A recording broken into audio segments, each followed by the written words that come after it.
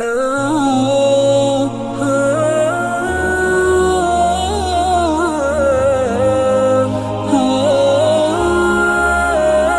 اگر قبۃ الصخرہ گرا دیا گیا تو مسجد اقصی گرا دی گئی، پھر جو ہوگا طوفان جو آئے گا اس سے پھر ایک بہت عظیم جنگ کا معاملہ. اس حدیث میں الملحمۃ العظمیٰ کہا گیا، عظیم ترین جنگ. یہ دونوں حدیثیں میرے پاس ہیں، ان کا ٹیکسٹ بھی ہے، ترجمہ بھی ہے، مسلم شریف کی روایات ہیں. لیکن ان جنگوں میں جتنا بڑا نقصان ہوگا جانی، اس کا اندازہ کیجئے. فَيَقْتَتِلُونَ مَقْتَلَةً، پھر وہ ایسی جنگ کریں گے، ایسی جنگ لم یرا مثلھا، جو اسی کے کبھی دنیا میں نہیں دیکھی گئی. کیونکہ واسط علاقے میں بہت بڑی جنگ ہو رہی ہے تو اور بات ہے. جنگ عظیم اول، جنگ عظیم دوم پوری دنیا میں پھیلی ہوئی تھی. یہ ایک مقام پر جو جنگ ہوگی مڈل ایسٹ میں، اور اس کی جگہ جو ہے جو آرمگیڈون کے نام سے جو ہے یہ جو مکاشفات یوحنا ہے اس میں کہا گیا آرمگیڈون، اور حدیث میں آیا الملحمۃ العظمیٰ، عظیم ترین جنگ. یہ لبنان، اسرائیل اور شام، جہاں یہ تینوں ملک ملتے ہیں گولان ہائٹس کے قریب، یہاں در حقیقت اس جنگ کو ہونا ہے، عظیم ترین جنگ. اور یہاں پر یہ تمام نیٹو ممالک جو ہے، معلوم ایسا ہوتا ہے کہ ترکی کو رونتے ہوئے یہ آئیں گے اور یہاں پر آ کر ڈیرے ڈالیں گے، ترکی کو بھی ختم کریں گے. اس لیے کہ استنبول تو ان کی نگاہوں میں کھٹکتا ہے.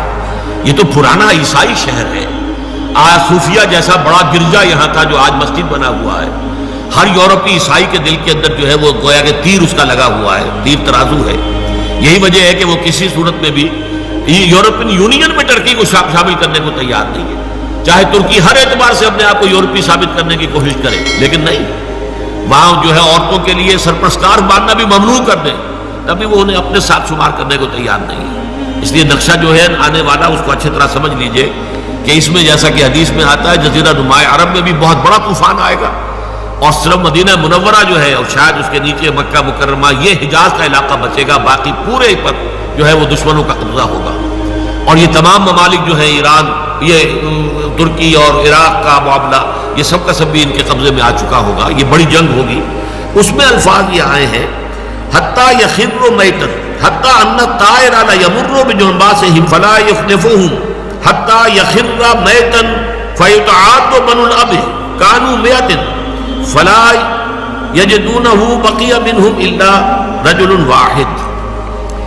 اتنی لاشیں ہوں گی کہ ایک پرندہ اڑے گا، اڑتا رہے گا، اڑتا رہے گا. ایک تو ہوتے ہیں گدھ، مردار خور، ان کی بات اور ہے. ایک پرندے، چڑیے، یہ بڑی نفاست پسند ہوتی ہیں، یہ گندگی کے اوپر نہیں بیٹھتی، اترنا نہیں چاہتی.